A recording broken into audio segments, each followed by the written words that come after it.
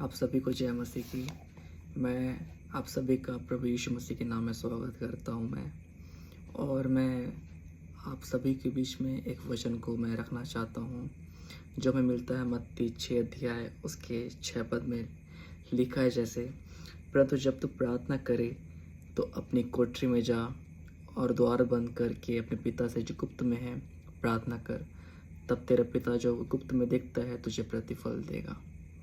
इन दिनों में जिस प्रकार जो समस्या जो हमारे जीवन में जो चल रही है, उतार चढ़ाव जो आ रहे हैं, हमें उससे डरना नहीं है, हमें उससे पीछे पलट के हमको देखना नहीं है, हमें भागना नहीं है, परंतु हमें निरंतर हमें प्रार्थना करने की आवश्यकता है।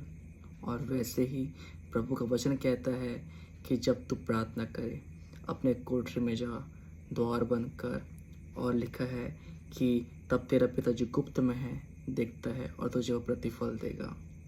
इसलिए हमें सबको विश्वास से प्रार्थना करना है, क्योंकि जब हम प्रार्थना करते हैं तो हमारी प्रार्थना को सुन के उत्तर भी देते हैं। और जब प्रार्थना का उत्तर जब विलम्ब से आता है तो हमें प्रभु सिखाते हैं कि मैं तुम्हारे लिए कुछ बेहतर करने वाला हूँ और कर रहे हैं।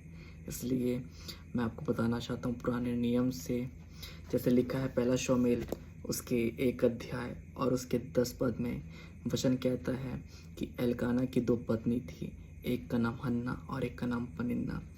हन्ना की कोई संतान नहीं थी, पनिन्ना के संतान थे, परंतु पनिन्ना हमेशा हन्ना को चिढ़ाती थी, उसको कोसती थी कि तेरा कोई संतान नहीं है। वो बहुत दुखी होती थी, वो रोती थी, वो किसके पास जाए, परंतु उसका विश्वास था कि वो मेरी प्रार्थना को सुन के उत्तर देगा।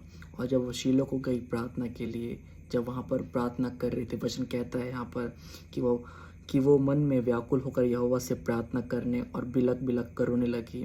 और उसने यहाँ मन्नत मांगी, हे सेनाओं की यहोवा, यदि तू अपनी दासी के दुख पर सचमुच दृष्टि करे और मेरी सुधि ले और अपने दासी को भूल न जाए और अपनी दासी को पुत्र दे, तो मैं उसे उसके जीवन भर के लिए यहोवा को अर्पण करूँगी और उसके सिर पर छुरा फिरे ना पाएगा।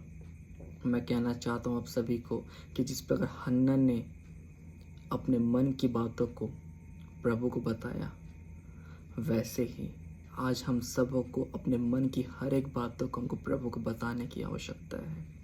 आपके जीवन में जो भी चल रहे हैं, जो भी विचार आपके मन में आ रहे हैं, जो भी ख्याल आपके मन में आ रहे हैं, वो सब बातों को आप प्रभु को बताइए। यदि आप छुपा के रखोगे, प्रभु कभी उसका उत्तर नहीं देंगे। प्रार्थना इसलिए किया जाता है कि आप अपने मन की बातों को आप प्रभु को बताइए। वचन इसलिए पढ़ा जाता है कि प्रभु आपसे बातें करते हैं। प्रार्थना इसलिए किया जाता है कि प्रभु आपकी प्रार्थना को सुन के उत्तर देते हैं। हमेशा अपने कम्युनिकेशंस को हमेशा प्रभु को बताते रहिए।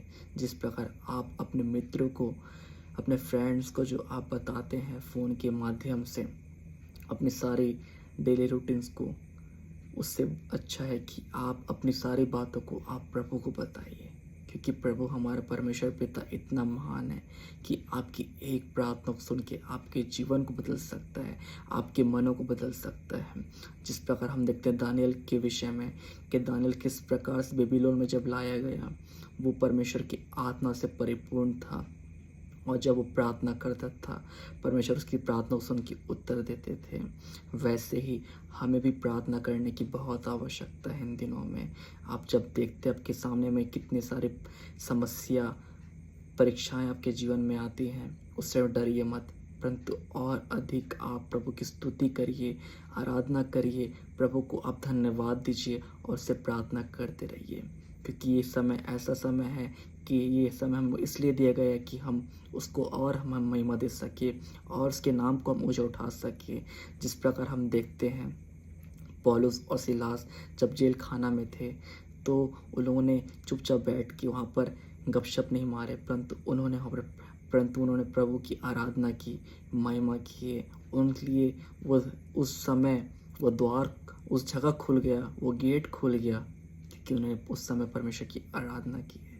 वैसे ही आपकी जीवन जब कुछ परीक्षाएं आती है, समस्याएं आती हैं, आप उससे डरिए मत, परंतु आराधना करिए, प्रार्थना करिए खुदा से, क्योंकि वो आपको एक बेहतर समय में आपको और अच्छा देने वाला है।